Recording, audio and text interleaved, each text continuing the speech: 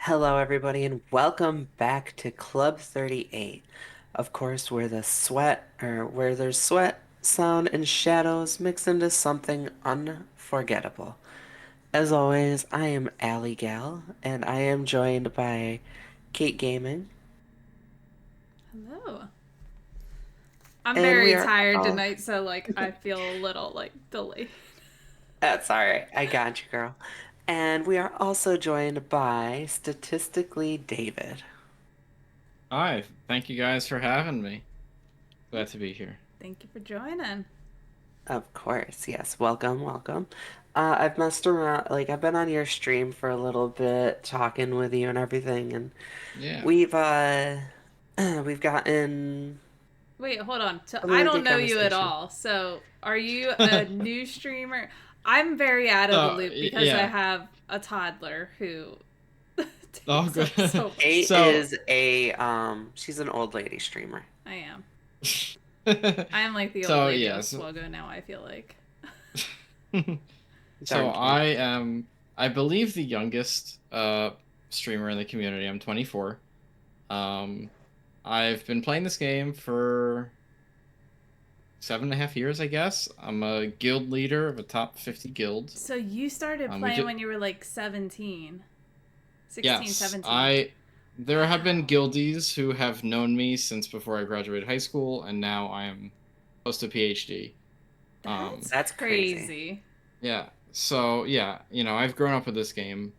Um, yeah, my first impact in the community was a few years back. I worked with Egnards. I did some stats for him when he did his big data collection on trying to bust the myth on when you sim, like if you sim in like ones or threes or just the whole bar, if it affects your drop rates, right? That was a common myth in the community. And I ran the stats for him to conclude that there is no difference. And then recently I decided, you know what, I want to stream. So I've been on Egnard Show, I've been on Three Scoundrels lately. I got to meet Allie. We've bonded mostly over D&D, honestly. And yeah, I've just been streaming this and a few other games for the past since like the summer, past 3 or 4 months. A lot of people in the Swoggo community actually play D&D, so that does not surprise me at all. It's Yeah, just the it's best game like there is. we bonded because there was D&D, Swiggo, Marvel. It was just like everything. Nice. And we actually found out we're not like super far away from each other either. Yeah, we live pretty close. Oh, wow. Like a lot of the places that I was saying, like I'm around, he partied in. Oh, So jeez. I mean, we live less than 2 hours apart, so That's not it's bad. pretty That's crazy. an easy meetup. Yeah, that's a potential day trip right there. Oh, yeah. yeah, So it's in a Easy. potential one day, D&D group. one day, yes, in-person D&D stream, You that'd guys be should awesome. just start like a D&D session like once a month or something where you all meet up in Yeah, and person. I we would get Old love Man that. Logan, and Yeah, yeah, Logan's Actually, you like guys, and I feel like there's gotta be a few basically other we people in that area. we make like a triangle we could Yeah. actually between like us. use actual math rocks and not D&D Beyond, which um I love D&D Beyond, but when you're actually playing and like it is so slow and laggy. Oh, jeez. Yeah, I've only used it a handful of it is. times because I blame Finn that we have not had a D&D session in a while. I blame Finn on a lot. It's you gotta blame Finn.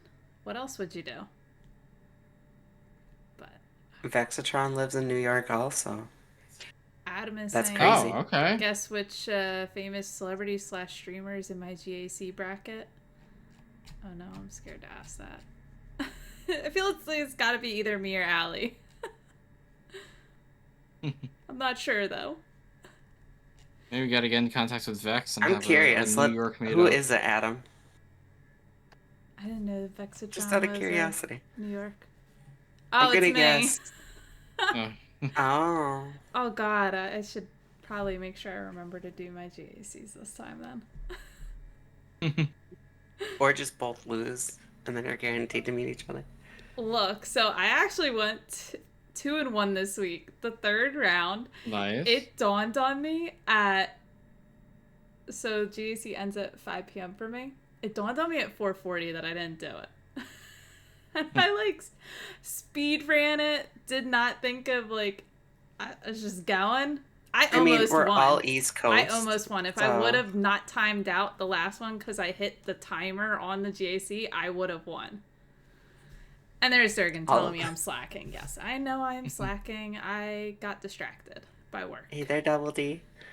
Um, so we always have kind of our guests on explain their account, and I don't remember you actually saying like your account. I remember you giving like your backstory a little bit. Oh yeah. Well, yeah. So statistically, David on Twitch, YouTube, TikTok. I don't know. Yeah. I play this game obviously. I also play Marvel Rivals and some other like role playing games like Baldur's Gate. I just started Claire Obscure. Yeah. I've always been a gamer. I love gaming. And figured I'd do it with an audience. So obscure like the PS2 obscure. No, no, no. Claire Obscure. It's the game that's a front runner for Game of the Year this year.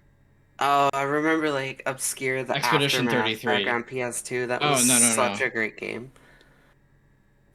I have not heard of that game I actually. haven't But heard no, of yeah, it. this game's the front runner for Game of the Year this year. I just totally Nice. dated myself. I am a PlayStation 2 player. I mean, the first game I played was PS2 is probably Legos. Yeah, Lego Star Wars Complete Saga. I remember that and Star Wars Battlefront 2. Star Wars, I've grown up, right? Star Wars has been my main thing my whole life. Obviously, I'm young, but for the past 20 or so years, it's been my number one, Nice. which is why I play this game. You guys made me realize I'm like, I'm really not too much of a gamer. I just play this and The Sims, and that's about it. Like, I'll play Phasmo and stuff with Hey, you know friends what I I have in actually Discord, but that's just about it. downloaded? The original Sims like collection. Yo, that was my jam back like years I ago. love the original Sims. Making Magic. Yes, I used to love that one. One thing when I talked to Egnar is, he said like this is his only game and whatever, and I've also as a guild leader, right? I lead a guild in an alliance. What So alliance are you in? so it's an alliance that I formed 7 years ago. It's called the Phoenix Alliance, Okay. and we have 4 guilds right now. And my guild, Overpowered Phoenix, is we're top 50 overall. We're top 10 on the raid leaderboard right now. Nice. Um, I grew that guild from nothing into what it is today. We have a few people who are day oneers from over 7 years ago. Which, as I was saying to you guys earlier, right? Like, some people have seen me get my high school degree, get my bachelor's, get my master's, um, start relationships and now see me close to a PhD. I've grown up with this game. Like, it's a special thing. I never thought I'd be playing this game. My original username, I didn't realize that when I first made the game that there was a social aspect to it. And I obviously that don't it's think a lot of us realize that. yeah, that the social aspect's the main aspect, right? You can't do really anything without a guild. But my original username was SwaggyBoy1337. It was a complete joke name, but now my in-game name is just David. You could And blame yeah, if that you look at on my being guild, like you'll see. 17. It's okay. That too. But yeah, no, I've been leading a guild of people 2 to 3 times my age for the past 7 years, and I know most of them aren't gamers. One of the things I like to do though is I want to show people other video games. Like that's one of the things I do with my channel. I want to take people from this audience, show them what the world of gaming has to offer. Because I know a lot of people here, right? They don't they don't have time to play video games. They don't, have an Xbox, a PlayStation, a gaming PC. So if you ever want to see a new game or this game, feel free to check me out. I put some links in the Twitch chat.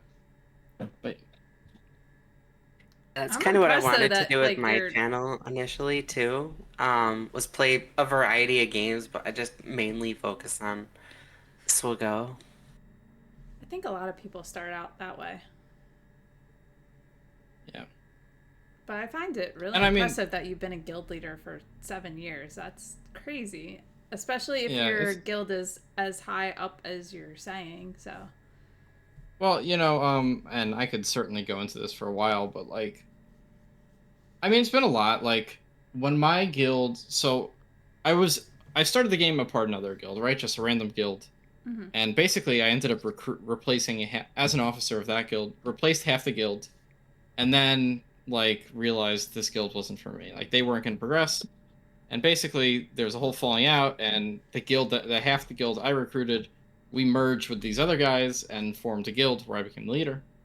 Um, like I remember the very formation of my guild, I was on vacation with my family in Florida, and they were getting really mad at me because I was on my phone, inviting people in Discord and in game, and initial announcement. And I mean, over the years, right? I mean, I've done things I probably shouldn't have, like been on my phone too much at events or vacations or whatever. When my officers couldn't, something that I should do versus an officer or whatever. But it's been a lot of ups and downs. I mean, I've recruited roughly, I'd say probably like 400 people for my guild over the past 7 years. Like, Oh wow. I think, yeah, like 4 people probably are still OGs, but I've coordinated merges also for other guilds in my alliance. So how much And time do you put into like obviously we have our time like we put into the game like yeah. as individuals, but how much extra time are you putting in as guild leader? Um, it's definitely fluctuated throughout the years, like with the activity level of my officers. Hmm. Um, but I mean, I'm usually on an average day, I'm definitely on Discord more than I am in the game. Yeah. Um, which that's probably common for a lot of people. It could be, especially like when I was an undergrad, potentially like 2 hours or so a day, throughout the day, checking on and off. Yeah, as Bodhi said in the chat, like, you know, so also I lead the alliance that I'm in, right? So I also help the other guild leaders and give them advice. But it's conferring with my officers about plans for, TW, TB, raid. I've always been the main recruiter. That's something I've always enjoyed doing.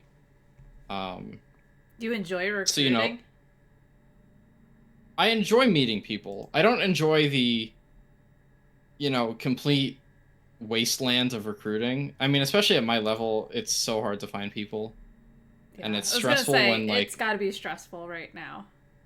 yeah. Yeah, and Bodhi just said that people have no idea how much stuff goes on behind the scenes in guild leadership.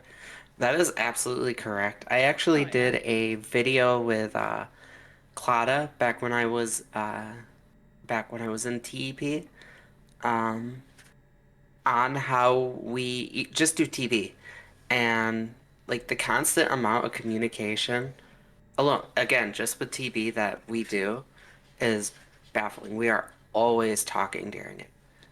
And And like the I'm not higher even up you part. go, it just gets more crazy. Oh, uh, Sanimal Redeemed Hydrate. Well, I just put my glass down after taking a sip, so I fulfilled my part. Um, Um, but yeah, so like as I talked about in that little video I put out, like it, mainly that whole last hour, 2 hours, like it's constant ugh, communication of yeah, going over math, trying to figure out what you need where to meet certain stars, and a lot of people don't realize it. And I'm not even like an officer for TV or anything. I was an officer for like um basically education. Like I'm a YouTube creator, so I was able to use that platform to help put out videos and stuff for the guild. I feel like the crazy like the type of officer I probably would never want to be is like in the higher end is a TW officer. Like it's just yeah. insane. There's so much work So, that goes on behind the scenes with that. oh yeah, I mean, so TW officer, so TW in my guild, I mean, it's always been a contentious thing, right? Obviously, there's been periods this time where there was not much content, but I'd say in the past few years with Conquest and how long TB takes and stuff, right? We're at a pretty saturated point in terms of content and daily commitment to the game. Mm-hmm. So like my guild, we, as people would call it, sandbag by just saying if you can't play, don't sign up. So for us, our like agreement with our guildies is, we're gonna go hard on PVE content, TB raid conquest in exchange for more relaxed TWs. But even still, I mean, in terms of officer turnover, TW has always been the worst. Sometimes, I mean, we have very involved officers who burn out really fast or want to go to an even higher guild, like one of those gauntlet guilds. Um, or just like now that we're taking a little more chill, it's better, but still, I mean, my officer, he's awesome. He does all the defenses, and I help him coordinate an offense. Like as an officer corps, we try to, especially because like he's American, I'm American, so we have European officers who can give commands overnight. But yeah, TW, there's so much work and so much meta chasing that thankfully, at least in my guild, we have a few good theory crafters and krakens who will help test all the new stuff to ease the burden. But yeah, I mean TW is insane. Like TB, once you have a new plan, right, it takes a few TBs to get the plan down, and then you can cruise for a bit. But TW is definitely you're always those officers are always working hard to keep up with the meta. So do you guys like strategically pick like officers in different time zones, like and put them in guild? Like, does that make sense? Like you have like some Yeah. European officers and then some like American. So Yeah, it's just just to make different sure time somebody's zones. there Yeah. all the time. Yeah, no, I mean we do have currently actually only one European, but we did, yeah, so we had two TW officers, they retired. So new guy took over who's American. And then I did put an announcement saying one of you Europeans become an officer who's good enough on in TW who keeps up with the meta. So that was an explicit uh like profiling of people for officers to have, a night shift officer. Um, but that's the only time where I've ever done like TB. TB got They the help whole out too. 24 hours, Yeah, so it's not as bad. yeah, but yeah, for TW, yeah, we do have a European guy specifically for when the rest of us are asleep. Seems like the smart And the thing good to thing do. about TB is like you have 24 hours, you just do your battles and deploy. It doesn't take it takes a lot, but as long as you're going in the right areas, you could get it done within like 10 minutes. You don't have to watch it like you do TW and other PvE With TW, Not you 10 gotta be minutes. like moving smoothly through. You gotta make sure Yeah. you're hitting like that first zone, getting through to fleets, getting through the back walls with enough Yeah. time in the the territory war. So it's a lot. TB, There is a yeah. lot that goes into it. I disagree with reality though. TB does not take 10 minutes if you have to do missions. I mean, like my guilds, we have to do missions. But what we did though, over the course of a few months, our Krakens were kind enough to test all these teams, so we made a list of teams that auto each mission. Um, However, even just doing that, it'll take half an hour more every phase of just clicking a team, pressing auto. Yeah. Especially when you have Mandalore and Zepho active. I mean, I dread the day when the third planet comes, Oh which I assume geez. is Soon probably going to probably. be with the anniversary, soon. yeah, Mhm. next month. Yeah. Um, as Agnards have been saying, we do need to find a way to like sim TV. And yeah, obviously Yeah, Relic Delta, they want to address that, but yeah. I'm kind of torn on if they're gonna do a third planet on with this anniversary because of all the Relic Delta and everything out there. I don't know if they're gonna want to toss another new thing out I think you could while all toss in a this is going pirate on. planet or something. Nike, I disagree that it's a phase two. I think it's gonna be like a phase 5 or 6 planet, right? Zepho's phase three, Mandalore's phase four. I think it'd be a phase 5 or 6 pirate or I mean, they whatever's coming basically already next. got an area on the map, right? Yeah, yes. There's What some is that? open areas where you could put a planet, I feel like.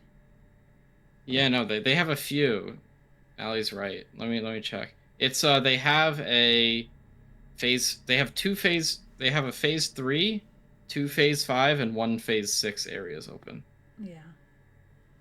So there's options, and I'm sure they've been strategically put there on purpose for future plans because CG doesn't just make these plans like right now. They've had the drawing board out for at least a year or two before anything is implemented.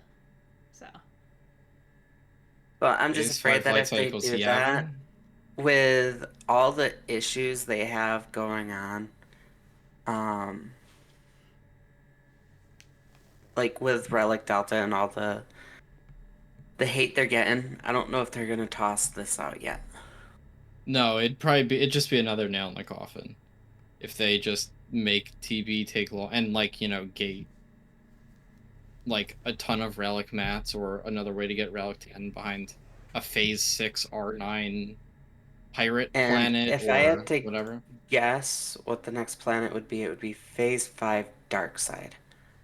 Um, I don't see another Phase 3 coming out yet. I'd go Phase 5 there. We got a guess of Yavin in the chat. yeah, I was going to say Baby Yoda Um, eyes put phase 5 light equals Yavin. So, definitely another They already option too. I got. could, So here's the thing, though. They have Zepho and they have Mandalore. That's light side and mixed. They don't have an extra planet for dark side yet. So if they do, they'd probably go dark side. that's okay. That's fair. I mean, there's all the speculation on Peridia. Obviously, it wouldn't make sense within the supposed theme of this territory battles, but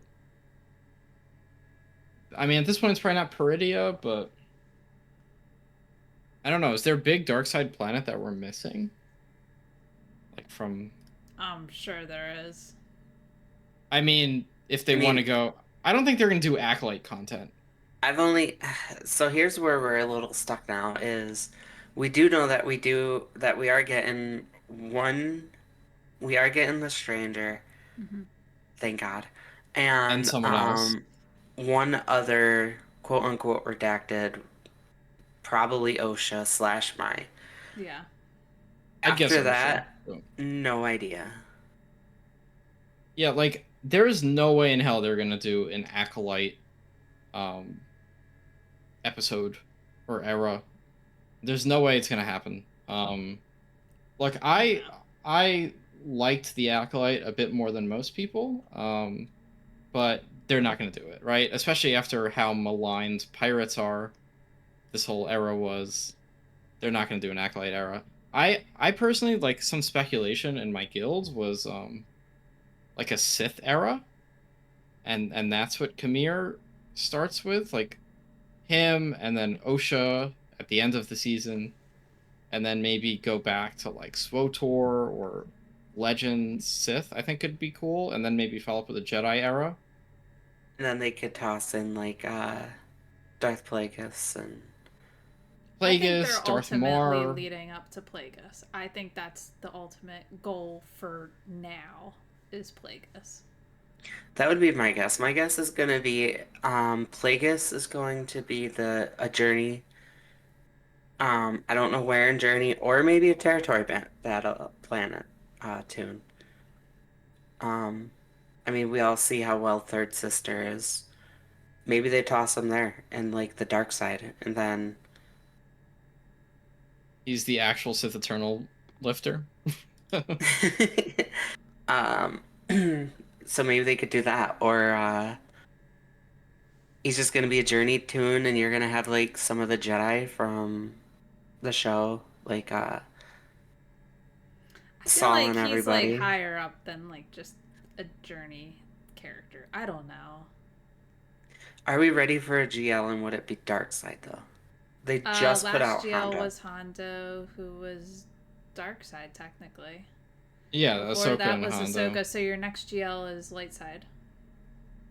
Because they And always alternate. They alternate light side, dark side for every single I GL. don't Yeah, I don't know if they're gonna go, especially with Hondo just coming out. I don't think they go GL yet. No, I agree. the GL like cadence is getting more spread out, but we're getting more like kind of like for a while it seemed they wanted more like Starkiller, Afra, like those type legendaries where you gotta unlock Yeah. like 4 or 5 characters to get them, stuff like that. Yeah, that's why I could see it going either more territory battle planet, or that. I could see an epic confrontation also, Yeah, I could see or epic Plague. confrontation. Yeah, I agree that it's too soon for another GL. I'm sure they'd launch it with the next raid or tie it into whatever the next raid is. Um, I mean, we are due for more Andor content. Um, I feel like that's a good likable thing for them to do in terms of recent Star Wars. Like they haven't had much else to do. I've on every show I've been on, I keep preaching Visions. I want them to do an era of Star Wars Visions. And there's so much cool stuff they could do with that. I kind of have a theory for what's going to be coming up within this next year, though. This is a theory, and in no way am I holding myself to it. But I think we're gonna get a rework of Leia, Farm Boy, and Farm Boy Hound here coming up, You or mean Farm Farm Boy Boy Luke. Luke? Yes, yes. It I was is like, late. wait, Farm Boy Han? Yeah, A new one?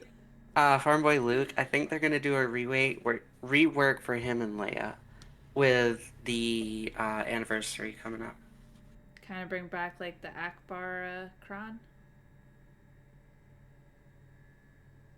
Like the Akbar Leia Kron for That GSA. could be interesting. Yeah, it's just like a theory. I think that they're just gonna try to do something for it and make them maybe not relevant, but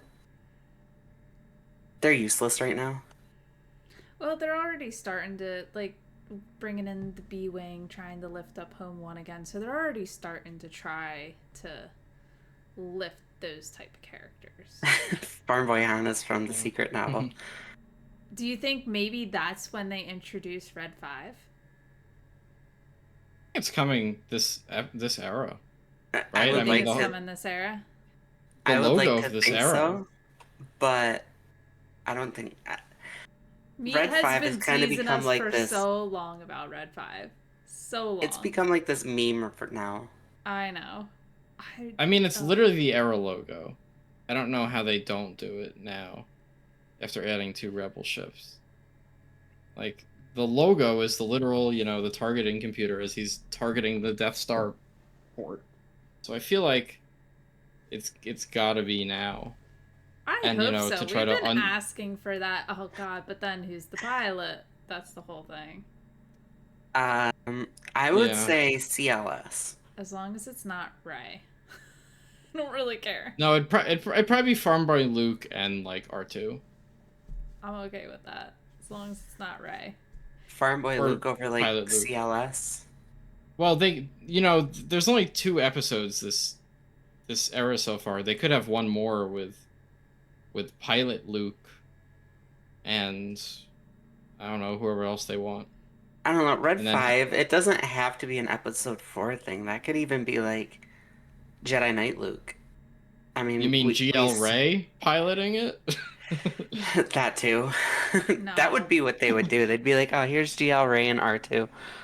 When Meathead had started teasing Red 5, that was a big thing where everybody was like, oh, they're gonna bring in Ray Red 5. I was like, no, please don't do that. And then Havoris is saying new pilot Luke for Red 5. I could see that. I could see them bringing in a new Luke for Red 5. I could Yeah, definitely like see we need that. another Well, we already got what? like 5 Hans, Fifth? 5 Chewies, a couple different And do we Lukes need and that many? Leias. Like, No, but I mean, they keep adding to be them. completely so fair you know though, what? Here's the like relevance. You want to make Farm Boy Luke relevant? yeah, you Make make him them the pilot. pilot of Red 5. I Well, mean, yeah, that would make sense. the Death Star run is potentially the most iconic scene in all of Star Wars combined, right? So like having a pilot Luke feels warranted. Obviously, yeah, it's just a way for them to make more money and whatever, but like that is what he wore in the most iconic Star Wars scene. So I can see it happening. I don't know who the 6th I am person your would be this father. season. I I think mean, that too. that's got to be the most iconic. I mean, they're both top five, that's for sure. They're both top five moments. We do not need Ray 5. No, we do not. If they give us Ray Red 5 before Luke Red 5, I'm gonna be pissed. It That's should one just way be to piss GL me off. Ray and GL Luke You for know the what's funny pilots. is I was kind of joking around about that on Nooch's stream a couple months ago. I was like, they're gonna give us Red 5 with Ray as the pilot. Don't put that Watch. juju in Because there. No. we also, not only do we have the anniversary for A New Hope, but we also have the anniversary for episode 7.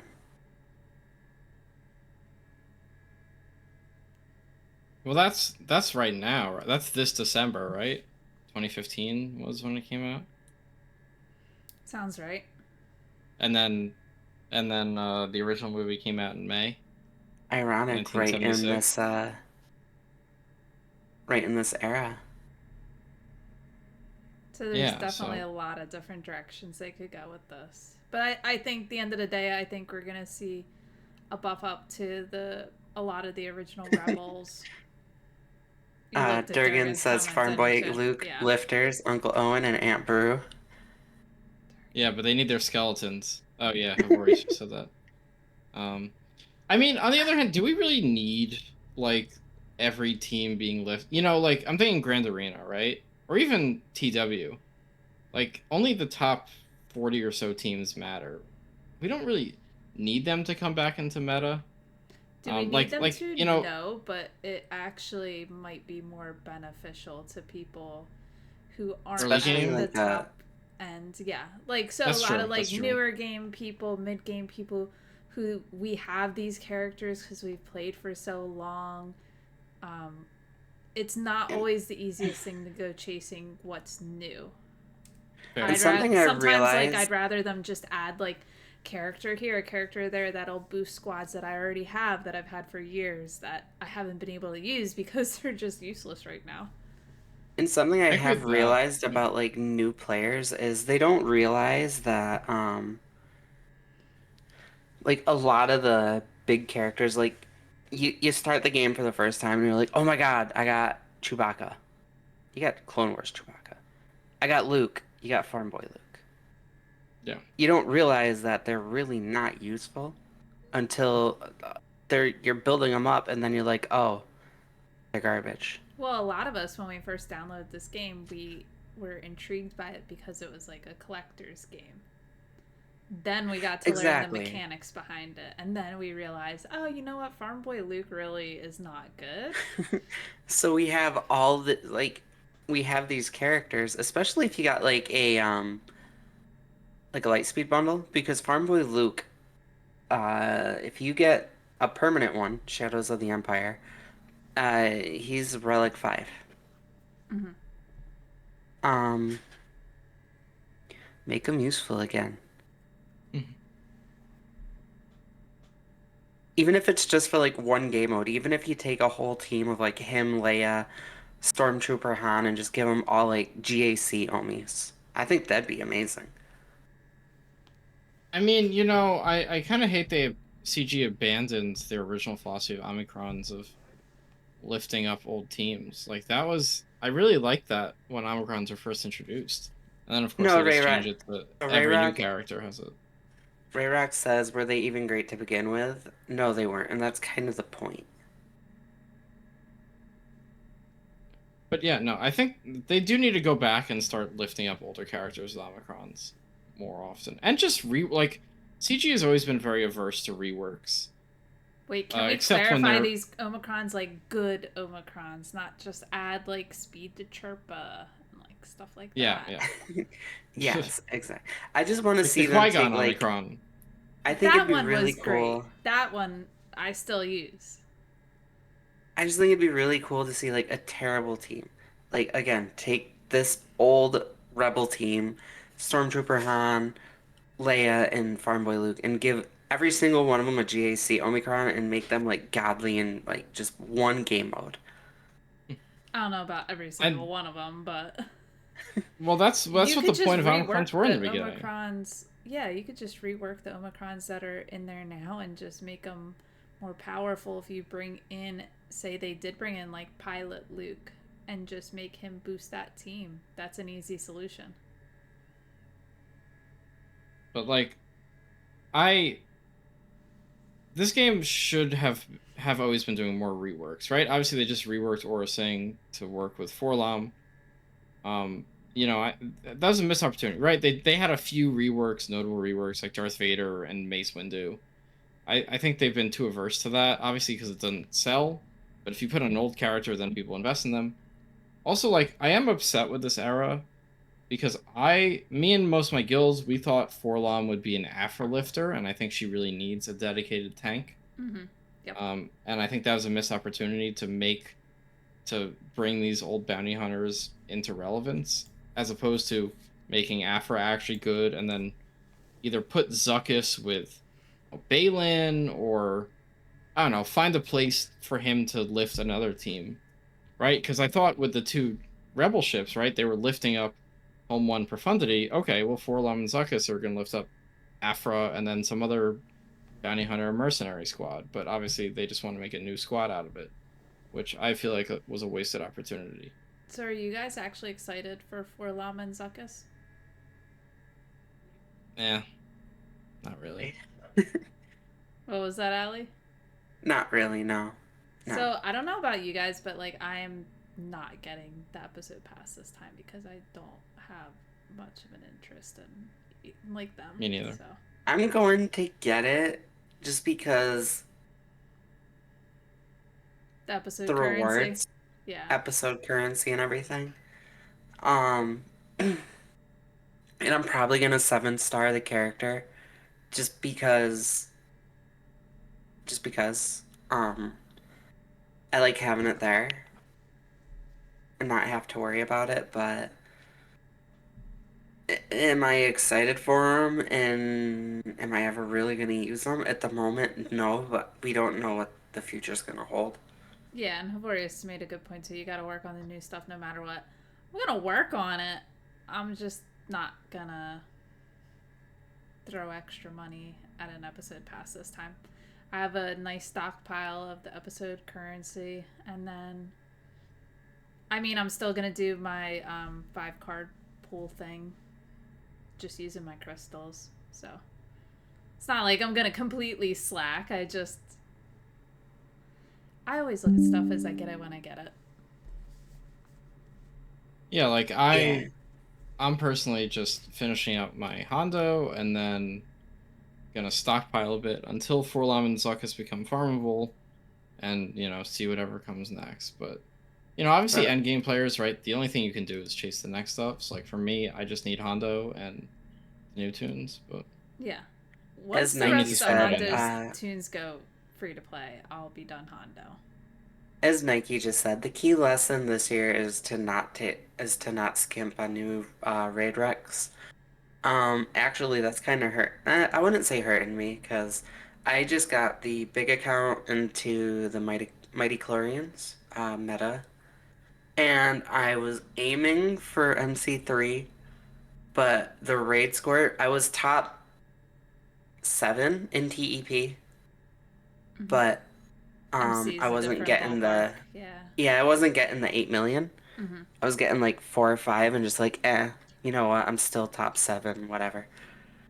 But now that I'm in meta, I'm like boosting them up like currently, just to get the raid jump, and then I'll be moving into MC3. Easiest way to Wow, you should boost have your joined raise my score? guild. Just R9, Tarkin, and Scorch. I Yeah. Easiest have way to boost it. I have Banff Mace Windu at 9. I'm just pulling up the guard, and then that team will be all at 9 to use for the Nice. 3. And then Tarkin and Scorch are gonna be next, and that'll be my 8 million. Nice. Yeah, my guild, what we did, Nike's in my guild too. Um, we, when the raid was announced, I've been telling guildies from the beginning of Naboo that for whatever the next raid is, we're hitting max crate. That's our goal. And we decided that we would have an 11 million raid score requirement by the time Mace came back.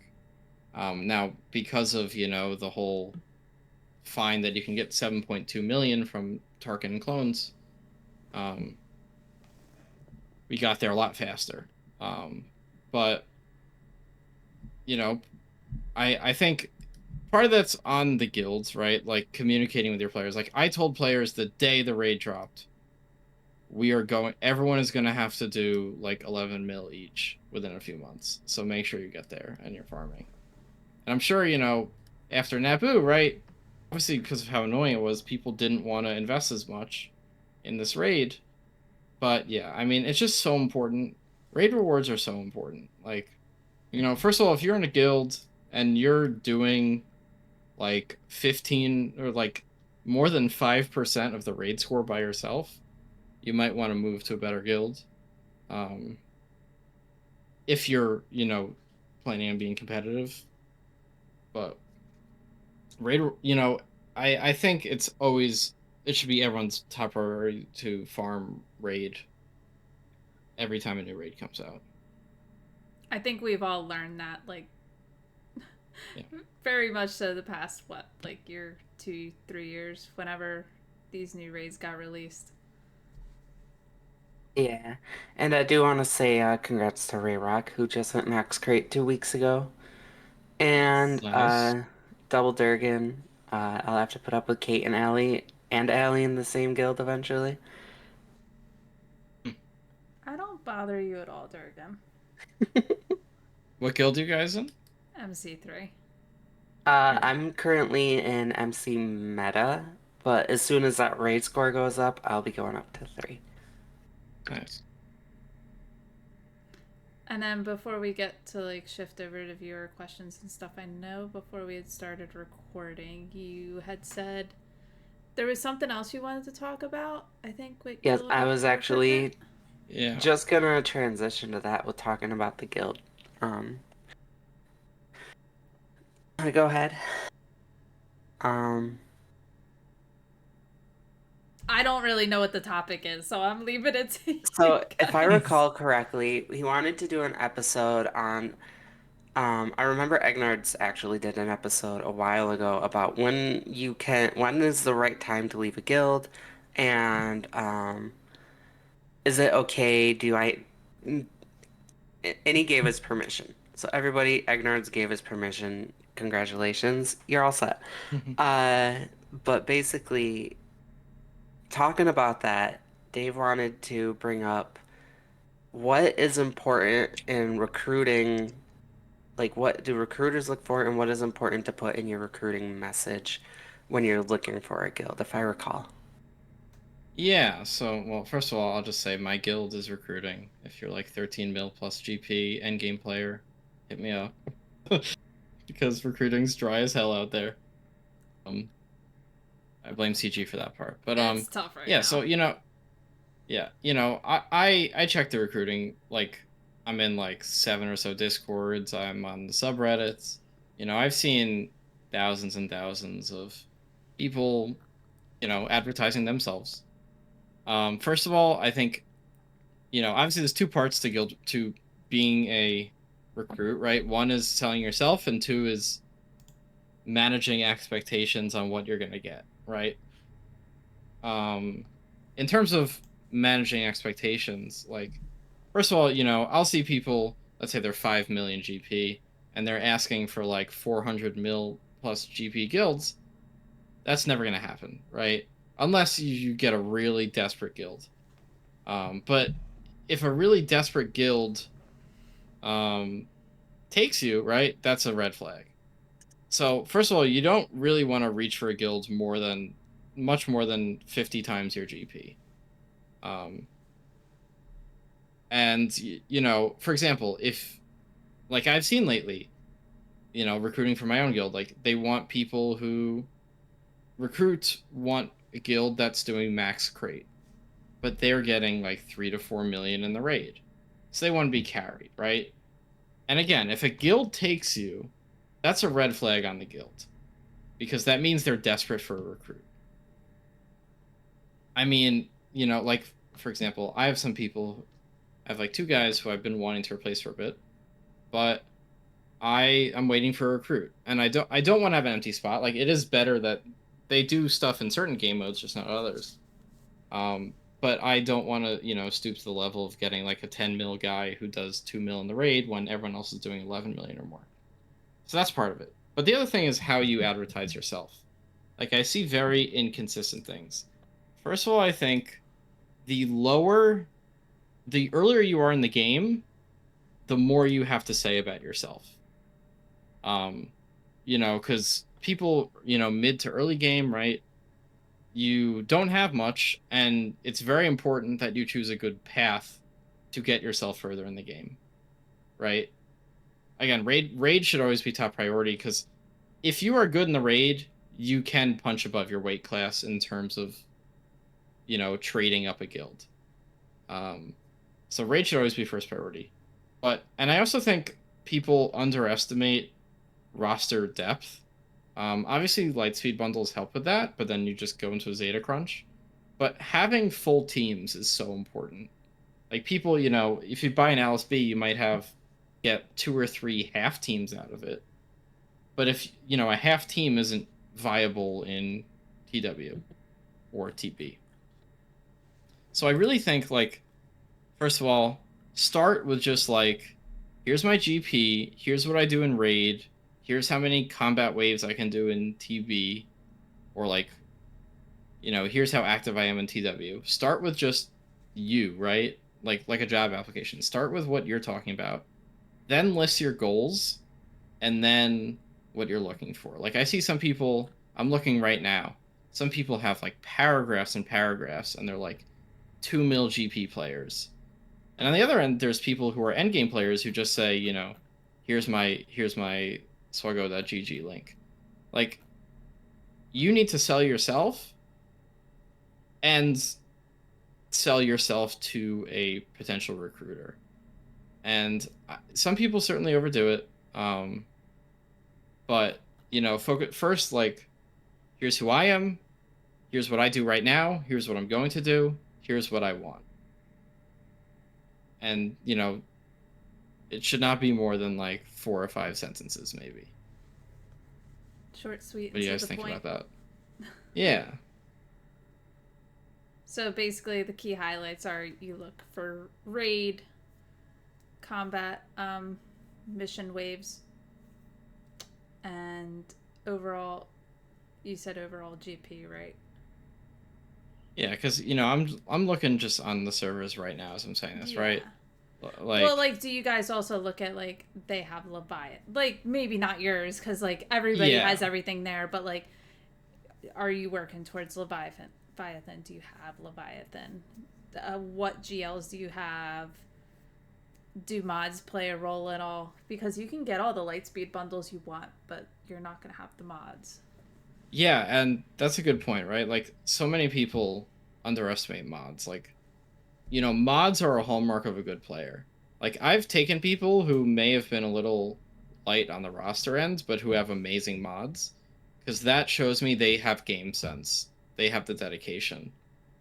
Yeah, Um, on the other hand, I've rejected people like because who the might mod have like scores are 14 mil awful. GP. Yeah, because they have like a 2.0 hot utils mod score at 14 million GP, Yeah, which means they just throw random shit on.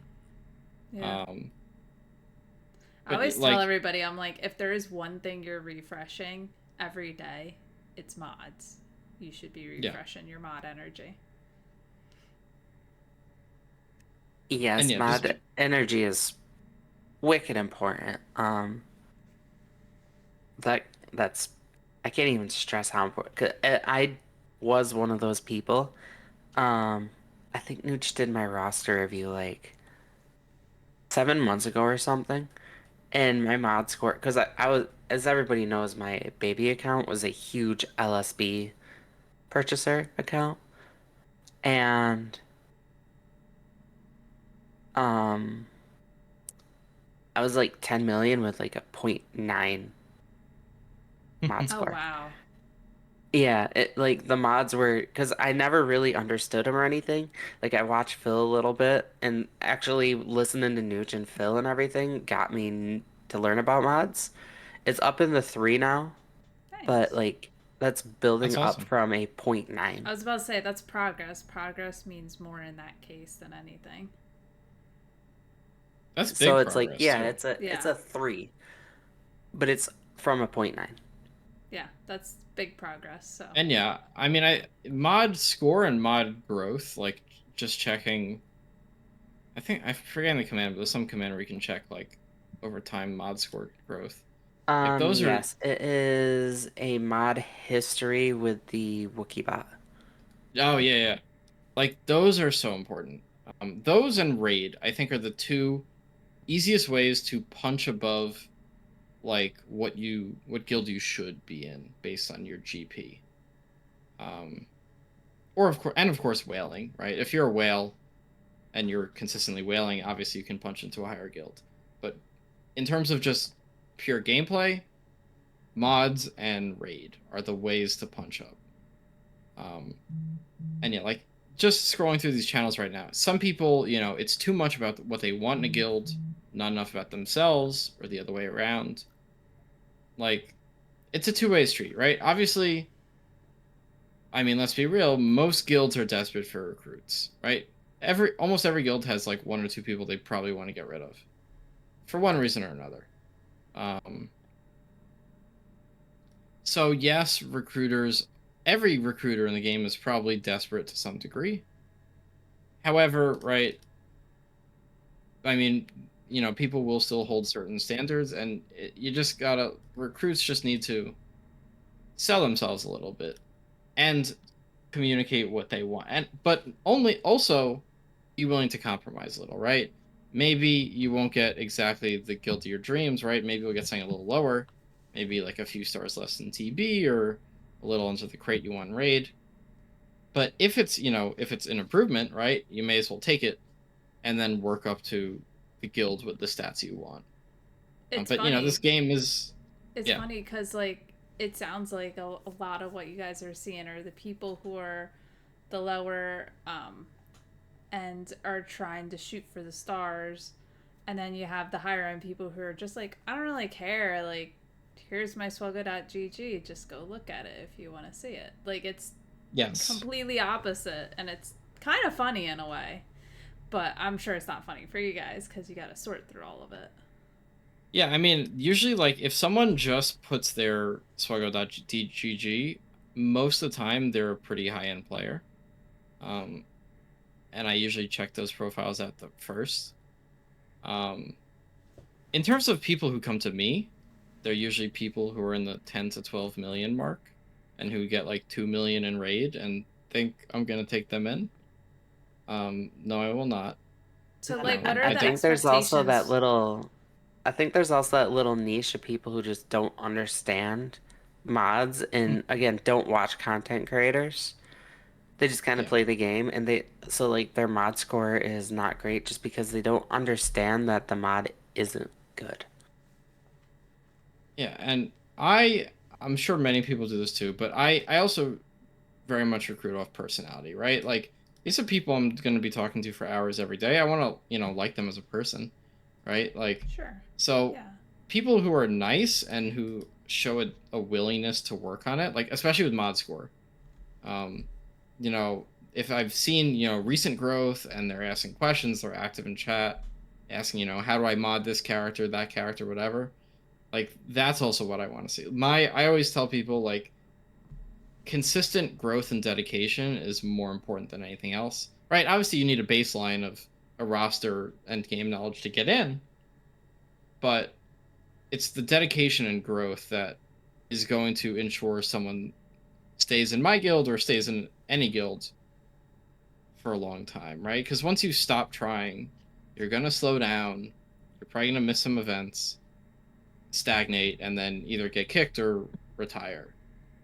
So then to give people like a realistic expectation who are listening, and if they're going through this trying to figure out if they should go to a different guild. So you said you mainly get 10 to 12 million GP recruits. Unfortunately. What is the reasonable raid score expectation for that range? So, okay. So first I would say, so first of all, as Ray Rock said, it is like a job interview, right? Like treat it kind of like a job interview. Obviously, this guild is, this game is not a job, right? Some people take this game too seriously, but it's kind of like a job interview, or like a frat or sorority interview is probably more on the level we're talking about. To answer your question though, so in terms of your account as is, right? Multiply that by 50, right? Round to the nearest crate, that's what you could expect immediately. If you are, let's say you're at 4 mil and you're about to get Tarkin and Scorch R9s, you're about to jump, to 7.6, and you indicate that, like, hey, I'm about to be at 7.6 mil, I want to be in whatever the second to last crate is, what is it, like 416 or something like that? Something, yeah. Or whatever it is. Like, I think that's more than reasonable. Um, But if your score times 50 is like less than half of what the score of the guild is, that's a problem. Um, right? Like, my guild is getting well over max crate. I think we hit like 680 mil today. If someone has 5 mil, right? You're just asking to be carried. And that doesn't look good, right? Like, why would I want to bring someone into my guild who I know just wants to get carried? Because they're not going to try, right? If it's someone who's close, or they say to me like, I'm 2 relic levels away, right? I need like an R9 on my Disguise Clone Trooper and Scorch, let's say, right? So I know in 2 weeks they could jump 7.2 million raid score. That's fine. But if you're not even close, right? If you don't even have the clone marquees or the requirements for Jedi Master Mace unlocked, like, you got to be content with a guild that's going to match that effort. And if you're not content with that, right, you got to farm or play the long game. At this point, right, the raid's been out for a few months. Start prepping for the next raid, and next summer when the next raid comes out, you can jump on it and jump up from maybe the 7th crate to the 9th or 10th crate. Okay. This game is playing the long game at the end of the day. Oh, yeah. We've all been playing So, for how many years? Like, I think yeah. we've kind of learned that over time. Yeah. I'm also curious to see what the introduction of Relic Delta does to raid scores. If Oh, the geez, that's a good getting point. relic materials um is gonna be easier, I think I we're I could gonna see see a another lot crate. higher It's tunes for the one of raid. those things that I'm like, I can't really speculate right now until I know for certain what is going on. I Sure. mean, so unless you're severely undershooting, your relic levels are gonna be on par with about what you have. I think the mid game with like I know Bad Batch I had to severely undershoot with. Like I was doing the Gear 12 level, the second one with them. Um, even at Relic 5. So I think that would be like you would see an improvement there because the difference in Sure. relic levels would alter the score. Yeah. But if you're like Relic 7, 9, it's not going to play a part in that at all. Um, obviously because you're on par with the relic level. Uh,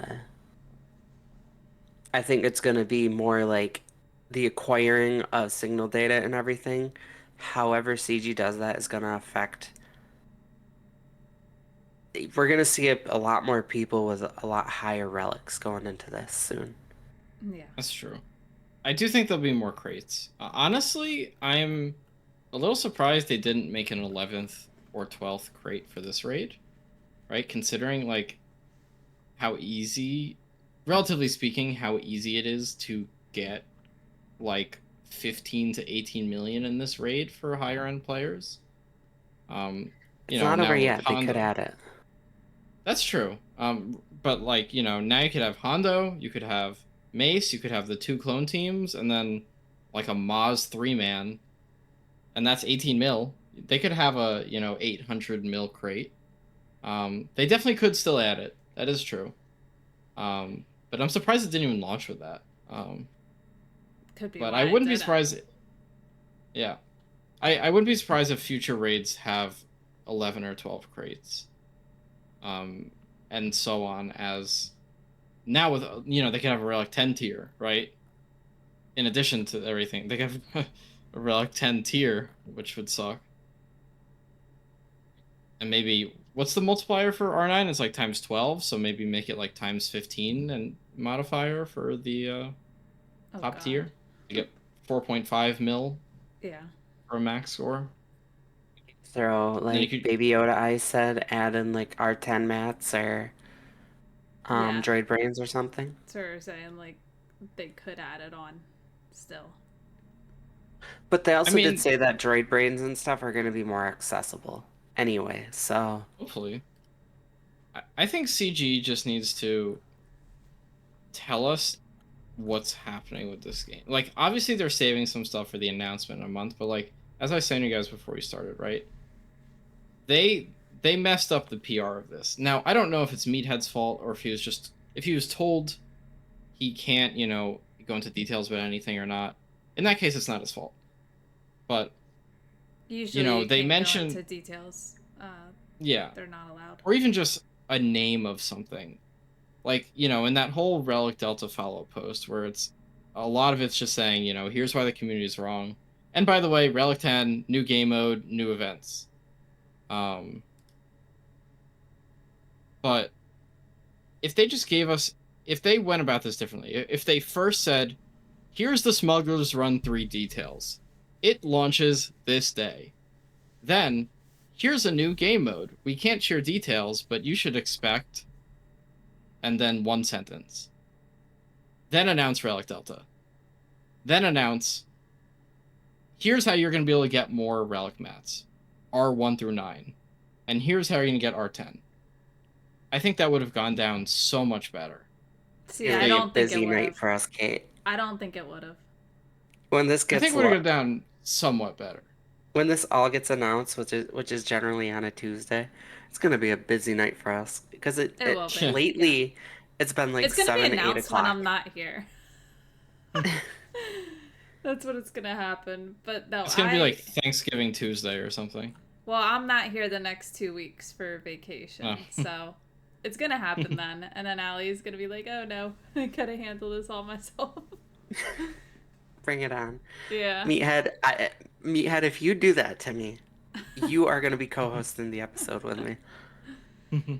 No, but I don't think that would have went over any better. Like, we've said this for a lot of things. The community has very much so a knee-jerk reaction to everything.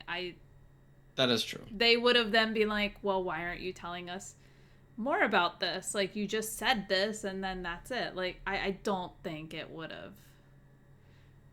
I don't think it would have went over well, just knowing the history of how the community has taken stuff in the past.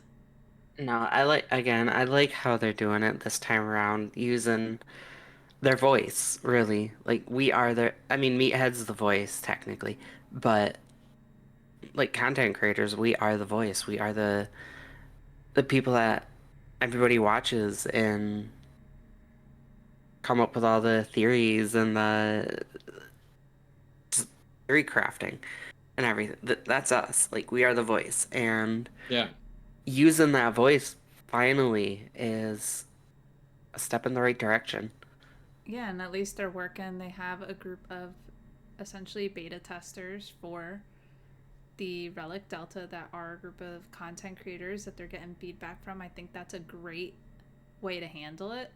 I think it's also like, so I actually very much so appreciated their post explaining why they chose to go this route instead of the other routes that were options to them. I appreciated that. I know everybody, not everybody would, but it at least made me understand why they picked this route as opposed to others. So, No, I definitely appreciate it too, and I've been saying like they need to utilize us, and they're finally doing that. I know I other do agree that games, that's the best part. Yeah. I know other games do utilize them. Like there'll be in the game they'll be like, "Oh yeah, here's this thing, go check out a video on it." And then the link to whatever content creator. I love that. Well, yeah, because they're embracing the community, right? They're showing that they care about the community and the people who They used to be a lot are more voicing involved it. in the community, and then everything Yeah, went down with Datacrons. They like disbanded the beta testing group because of all the leaks that were going on. So Yeah, I was gonna they say that was used a to be leak thing. very, yeah, they used to be very involved with like the content creators and different parts of the community. But once that Datacron leak happened, and I'm sure that was not the only thing that, like, I think that was just like the final nail in the coffin. Um, yeah. I know there was probably issues before that, but they used to be a lot more involved than what they were up until recently. But I think it's good Well, that even they're just getting back to that, like getting the community involved. And a lot of the community gets involved through the content creators. Like, for sure. so I think it's a good thing they're going the way they are.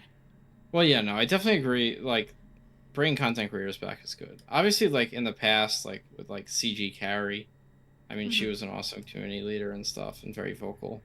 Yeah. Um, Obviously the beta tests were good, and the game definitely, there's been a big hole in communication ever, as you said, ever since they stopped that with Datacrons.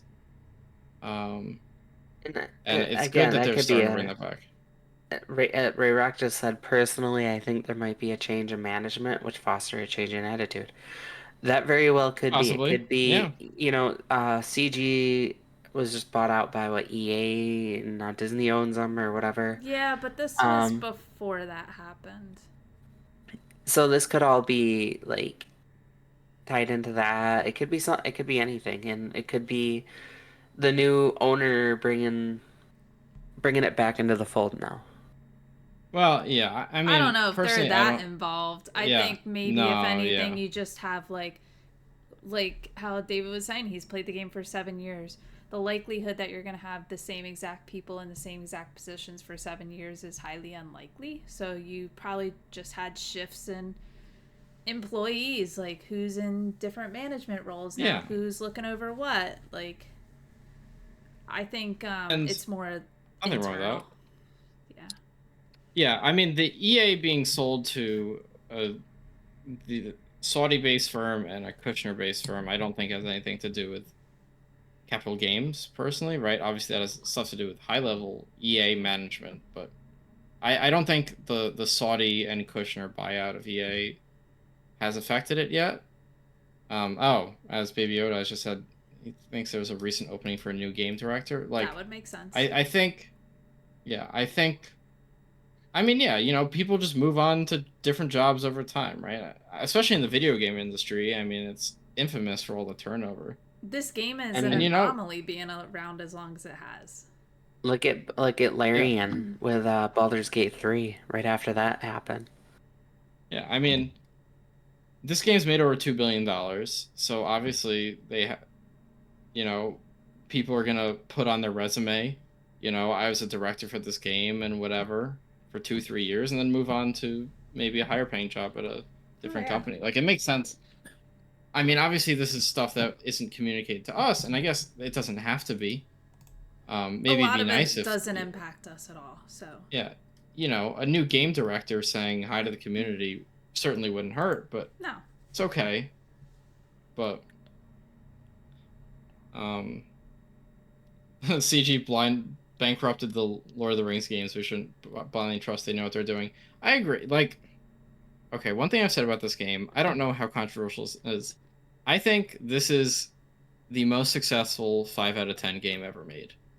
Um, Now I say that as a someone who's put thousands and thousands of hours into this game, years of my life. Like, I mean, one thing I was talking about in my channel the other day, I think this game is at its best when we have mechanic based gameplay. Some instant like I think the Malik epic confrontation is a good example of that. I think the Naboo raid, sorry, the speeder bike raid had potential to be good. Um, I'm completely blanking on other mechanic based fights we've had in the game right now. Oh my god, Great. crate raid. Or the old raids honestly had pretty Yeah. good mechanic based stuff. I crate had a little. Yeah, rock paper scissors. Not the rock paper scissors. Definitely not the Um, rock, paper, scissor. As Nike Cat just said, strike, parry, feint. yeah. Oh, God. Oh. um, oh, the Bo-Katan event with the one with Mando and Baby Yoda, like that is right. That's game design, right? Game design is not let's increase their speed by 1,000 and stats by multiply by 5, Mm-hmm. which they're so prone to doing. I officially Um, know the gate mechanic because I just my baby account finally got Mommy Manda. Finally. Nice. And Rocktite Sentry, I see him in chat. He is the leader for the new my new guild for the baby account, which is the Kenobi Alliance. Um, so that's where the baby is now. Nice. yeah, and like I think CG. Also, there is an job opening for director of products for Capital Games on EA's website right now. Um, Interesting. and What are the qualifications? Allie gonna try let's and see. do Okay, that? so responsibilities set and I drive can't strategy. just like Meathead, I Yeah, can't talk about it. Ah, yeah. Use player insights to shape roadmaps, new product development, leadership, mentorship, collaborating with other departments. 10+ years in product management. You need track record of running games and whatever, and passion for Star Wars. It's actually listed. makes Salary is sense. pretty damn nice. But yeah, like I don't see Mike. Um, Hey, Aussie Mike, how are you doing? Hey, Mike. but this game, right? They've been so often they're way too lazy with game mechanics, um, and it's really sad. Obviously, it takes more work to add new mechanics, right?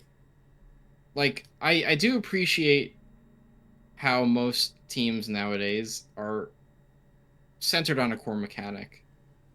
Um, like I really liked Leia's kit when it first dropped and how different things happen when you target a different type of person. I really like how the new Bad Batch function, how you just have to like single target someone and get the stacks and whatever. And I really wish the game just leaned into more mechanics. Because then, right, I think it's a shame that most of people's day-to-day gameplay is press auto. Um, right? Like how I many love times that though. well that's the thing, right? Obviously auto is good because it's a mobile game. Um, but like it's a shame that the way we're actually interacting with all the characters that we've spent all this time and potentially money to get up, at the end of the day we're just pressing auto. Whether it's TB or Conquest or Fleet Arena once you get the right opening for the Leviathan.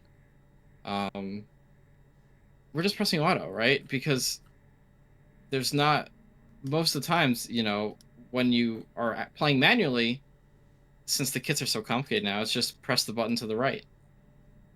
Um, and I do hope like this new game mode and these new events that they've teased are going to lean more into the mechanics, so I don't feel compelled to press auto. Um, That makes sense. See, there's also little things though, like Leia. If you use Jin and Radis, you don't really want to just hit auto. yeah, Um, no, I agree. And TW, I'd because never advertise press using auto.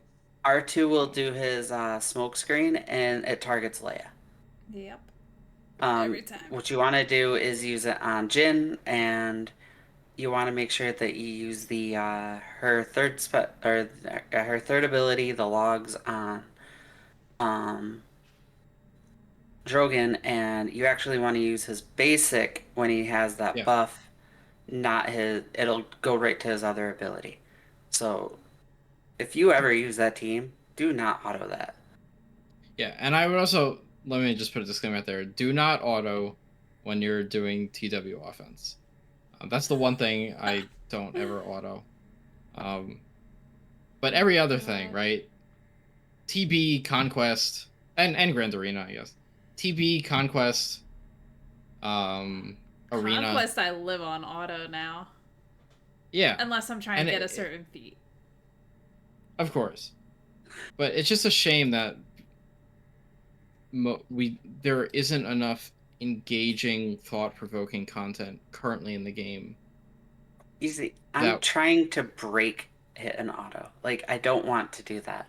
Just because I was told on my channel when I first started streaming, they were like, why are you autoing? I was like, why not? They're like, you're a content creator. Nobody wants to see you hit auto. Play That's the true. game. Yeah, that's true. So I'm trying to break that habit. There's certain cases where hitting auto is fine if it's like one of those like you have to like hit it or else you could risk timing out. Like if you decide to do JMK versus Java, like sometimes you have to hit auto after you Or gap out. a lot of Yeah. what I do is I'll set something up. I'll be like, okay, here's how we do it. We set this up, and then you hit auto, and then I show it. yeah. And Yeah.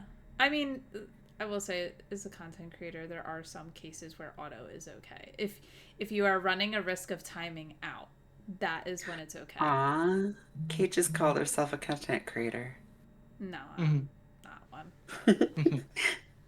With that We I have said a though, we personally, podcast. are getting close to 10:30. I only Yes, auto yes. when I do TB on stream, just to talk to chat and like, because otherwise, since we have to do in my guilty duels combat missions, it take me like 2 hours. But no, I agree. Um, Like for us on stream, yeah, we should be playing the game. Yeah.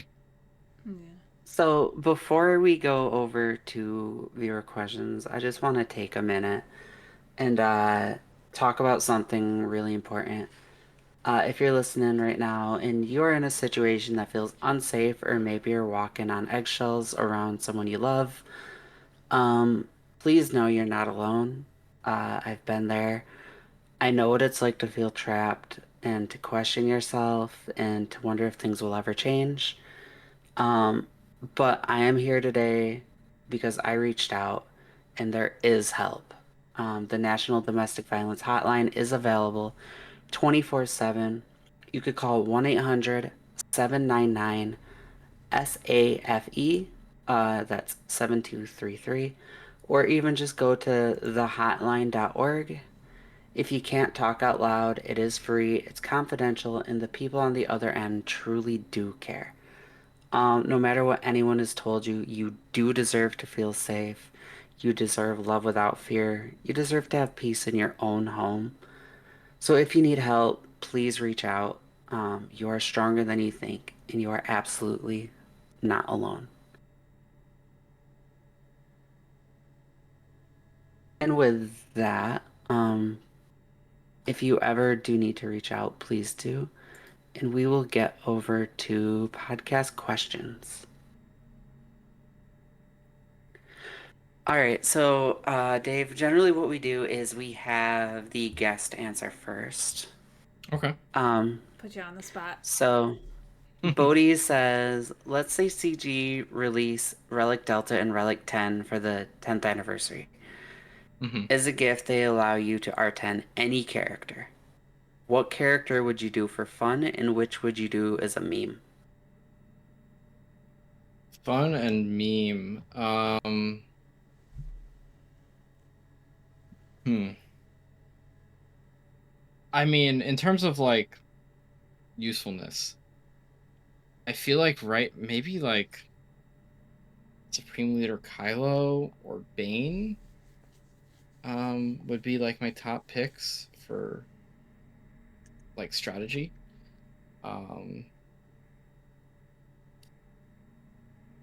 Especially if I'm assuming that's gonna launch aside alongside Relic Delta.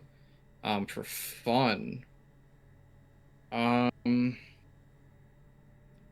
for me, I'd say probably Malicos. I think his rocks are just such a fun satisfying move to use, and I would like to see. Mine's at Relic 7, but I'd like to see him at Relic 10, especially with Relic Delta, just like mow down a Ray team or something. So yeah, that's what I'd say.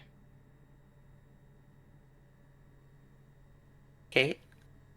For fun, I would definitely do Candyman just because why not? Just it was a huge joke when I was streaming consistently on my channel. We've always had fun with Candyman. We thought it was just a good time. We would do Candyman solos. But then the meme, I would do Wampa. Just because I think that'd be funny. But it like would strategically be good too. So Wampa. That's interesting Ampa would be because fun right now. Mm-hmm. I was gonna say with fun, I would do Wampa. I really want to say Leia just because I do get a lot of enjoyment out of her. Mm-hmm. Um, but this Wampacron is amazing. Oh yeah. I love this Wampacron and being able to like toss him to Relic 10 and just even like putting him at 10 and going up against like Relic 7 or 8 just like cartel teams or something where he's getting that 200% damage on top of everything else would just be epic. Um, as far as a meme, I gotta say Cup. How do you not do Cup? A lot of You people can be already world's have him as first. R9. Yeah, be the Well, yeah, world's that first was R10. Oh, he was the April April Fool's Fools. High speed Day. bundle. Yeah. Yeah. I mean, I got use out And of him. I got use out of that. Like me and my guild, we had on Ring of Caffeine, R9 Queen Amidala, uh, Master Qui-Gon, Obi-Wan, Cup, and then like Snips or R2 or something. So we got use out of it. Oh man. It was a all genuinely good right. bundle. Stanimal has a couple here. Who is your MVP for GAC this season? This season. Honestly, this season for me has been really weird. Because I was at New York City Comic Con, so I kind of didn't do much the first week, and then this week's been easy catch up. So I'm a little off meta right now, getting back into Kyber 1, but um,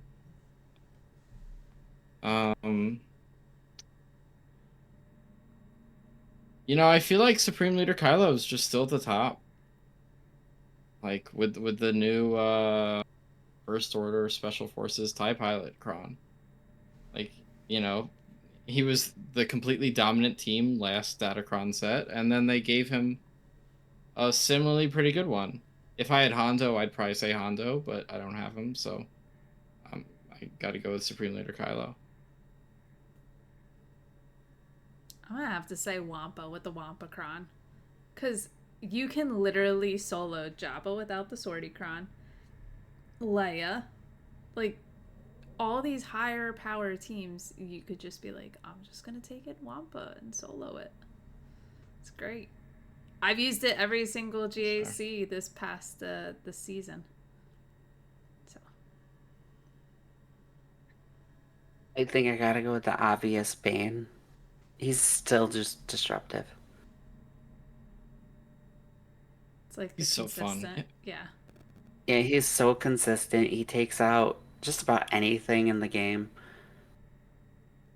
He saved me a couple times where I'm like, oh my god, I gotta get through this team. I don't know what I'm gonna do. Oh, Bane's here. Mm-hmm. Just don't use him against Maz. Doesn't go But, well. yeah. No, because they designed her to be anti-Bane. Oh yeah, we were talking about that when we saw the kit, the anti Sith mechanics. Yeah, we were like, oh, Yep. this is definitely We were like, anti-Sith. yep, this is Bane. Yeah, a few of my guildies got holds because people just didn't read her kit and they just threw Bane or Sith Eternal against it. And it beats Sith Eternal, I'm sure I people think, with try Bane. it though just to see what would happen, even if they did Yeah, read the kit. I'm sure they did but it don't just don't to do it. try. Don't do it. Now I want to Um, try. So the next one is, are there any conquest feats coming up that you feel are near impossible or unfair? I haven't even looked at the feats. Actually, I have a list in one of my chats. I honestly Okay. haven't looked either. You know what? I can let me just. Where do you want me to paste this? Because I can show you the like the. Let me just put it in Swuggo chat channel I'll so you have guys to can bring see it it. up on my phone. Yeah, I put on the Swuggo chat channel on the server. Unfair. I mean, first of all, I actually really do like the boss feats. I don't like that there's no overlap, so you have to do separate battles. It is going to take longer to do this conquest, but I do like the theme of like bring back the old raid bosses. Um, so I this is the stuff I was talking about in terms of mechanics. So I love these bosses. Um, so that's first and foremost. However, it will require more battles to max conquest. So keep that in mind because they're trying to make it harder to get Mir. Um, Unfair feats? I don't know if I'd really say any of them are unfair. I mean, if you don't have anything with pirates, it'll be annoying. That's But always the case, though, because they always throw in whatever the newest faction is as feats. yeah, otherwise, I don't think anything's all that bad, honestly. I think I could see Like, unfair as in if you, like, the first one, if you don't have a high geared yeah. T-bow, Oh, stuff like you that. know what? So there's a lot of win with pirates surviving, right? In Sector 1, it's Brutus. In Sector 2, it's Silvo and Vane. In Capture Sector 3, it's SM33. Sector 4, it's Quiggold. See, if I'm really trying to keep Um, somebody alive, I just pair them with SLKR, not SLKR, like JMK, JML, like with a GL essentially, and just put them in yeah. as the fifth. That's what I do. But for What I'm people with seeing is a Hondo, lot like, of it's these. unfair. Yeah, I'm sorry. seeing a lot of these like when using this team: Chief Chirpa, Yeah, I would say that's Palpatine, the Royal unfair Guard, stuff. Sunfleck, and Because Han. those are a bunch of like Well, random do you guys know characters. why? Because Not that's off the not top of my that's head. so what the sector bosses are. This is the Swuggo Anniversary Conquest. So these are all the old raid bosses. So it's Rancor and then like three of the phases of um Yeah, but it's like heroic also like, how am I supposed to AAT. win with Finn, Poe, Resistance Pilot, Resistance Trooper, and R2? That just sounds like it's gonna go bad. Well, Yeah, because they that's what should we at used least to say do. like a full resistance team. No, Yeah. but And that's what then we. These are exact teams that content creators came up with No, in the old I raid. get it. It's just Oh, okay, okay, yeah. I just don't see this going well in Conquest. Is all I'm saying. That's fair. That's fair. Yeah. yeah, there's different like this is gonna be completely different to the way that the raid played out. I mean, hopefully they just bring the mechanics back and it is kind of a throwback, but Yeah. yeah, I could see it certainly going wrong. Was there any more viewer questions? Yes, there is. Okay. Oh, we got a Let me get raid back from over to. Swampgrass too. Thank you for the raid. Okay, and the last question is favorite fast food. What makes it your favorite? Favorite fast food. I'm a burger guy. But I'm saying the best burger from a fast food chain is probably like Five Guys.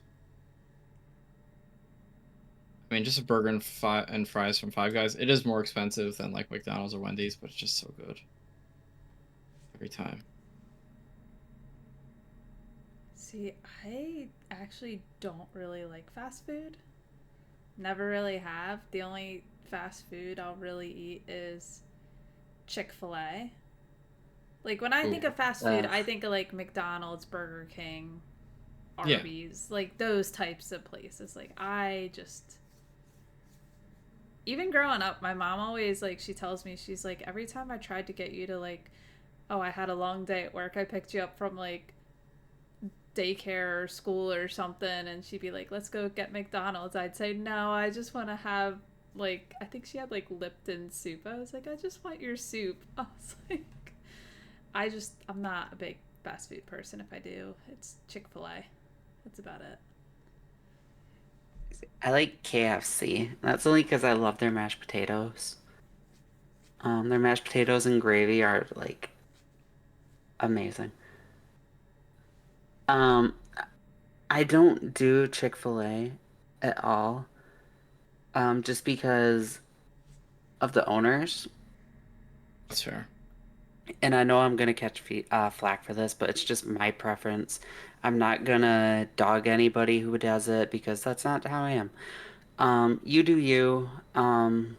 But I personally, I refuse to put my money into it because of what they stand for and what they've put money into.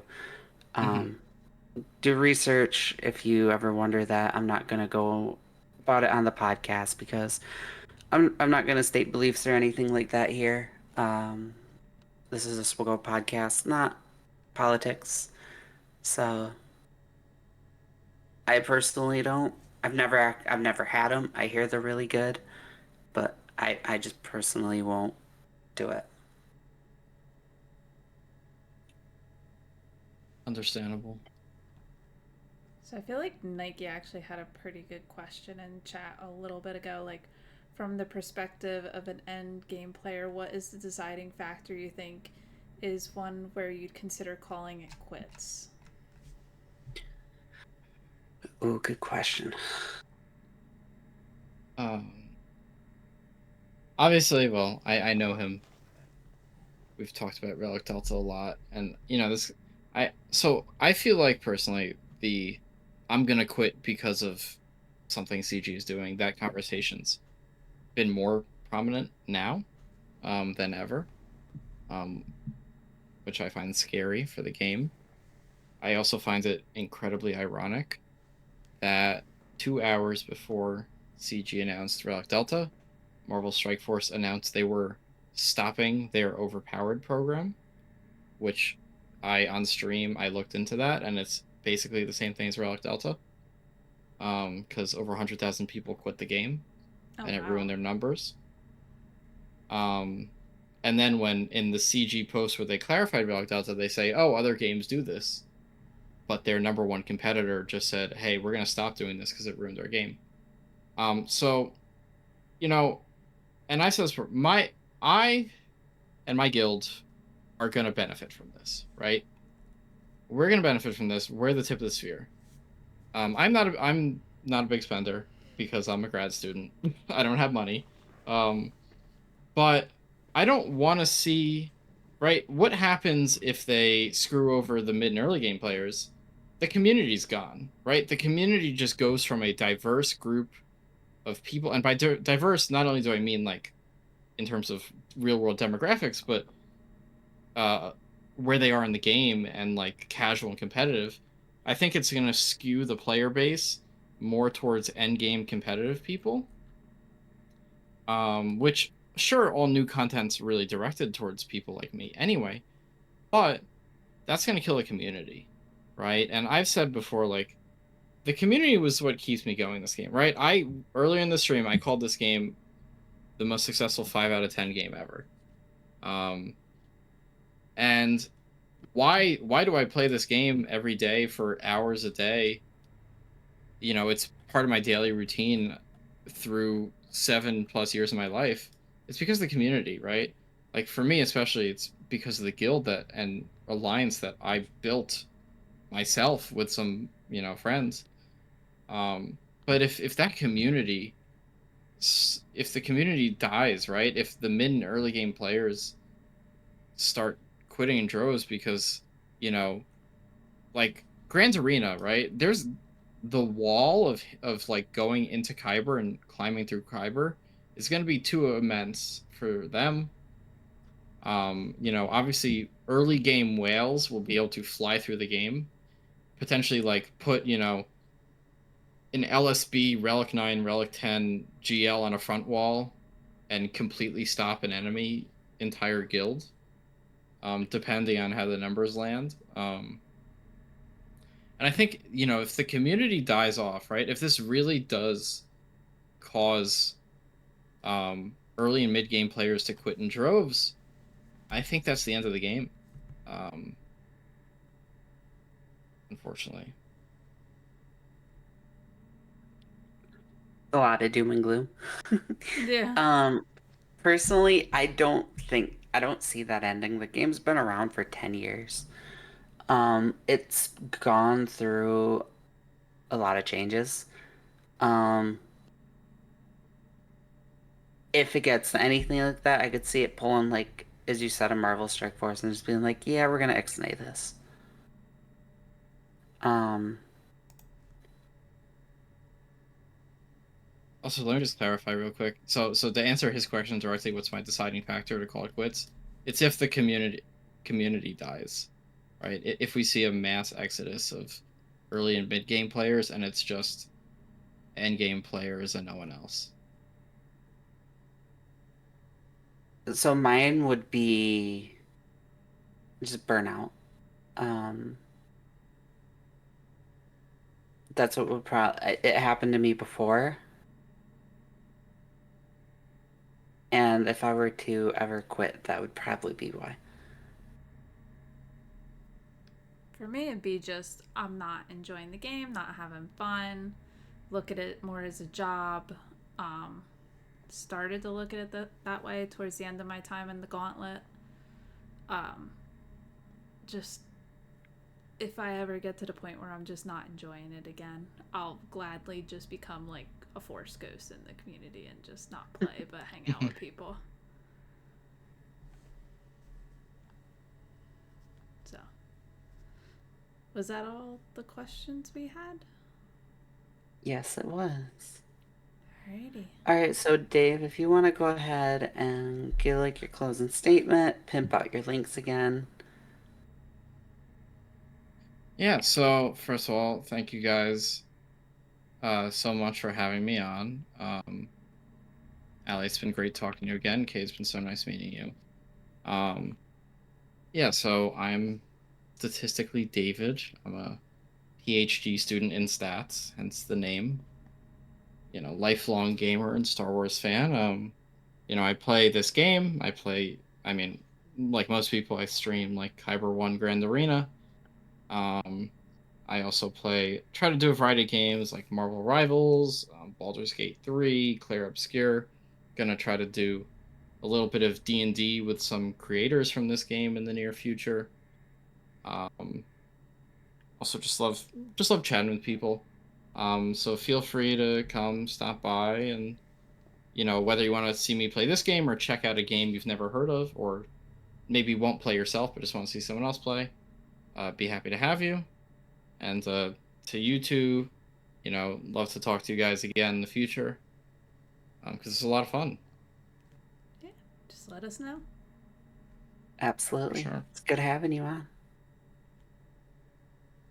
So yes, if you're ever looking for him, it's he's on YouTube, Twitch, and TikTok. Statistically David. Again.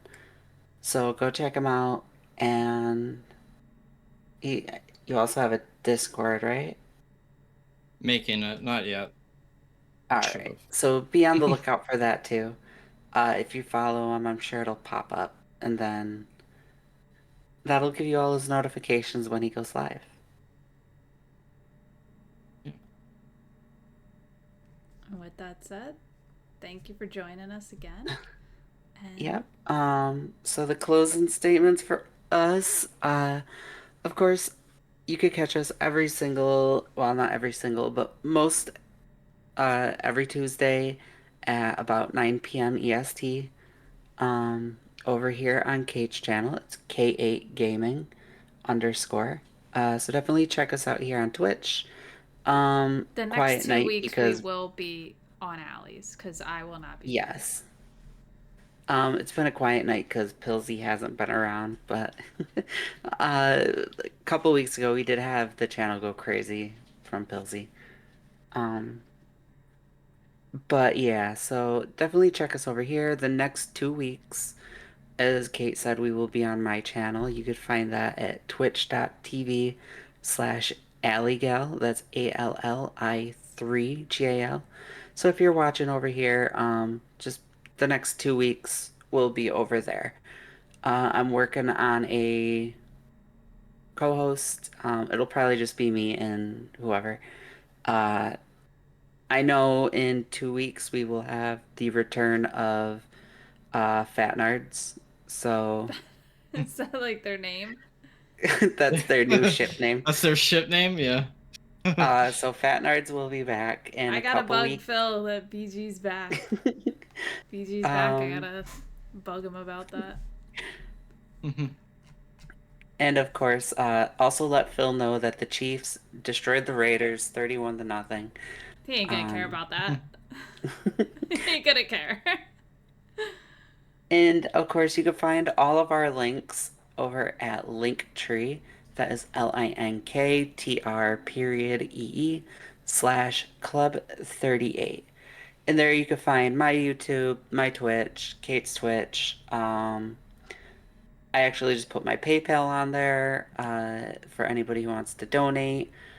Um, we have the Discord link on there, the Spotify link, Amazon Podcast, and Apple Podcast. So definitely check us out anytime. And join the Discord, get that Club 38 roll, get the Allie notification roll or Kate notification roll to be notified when we go live. Um, and with that, Kate, close it out. Yeah, thank you guys all for joining, and we'll catch you next Tuesday.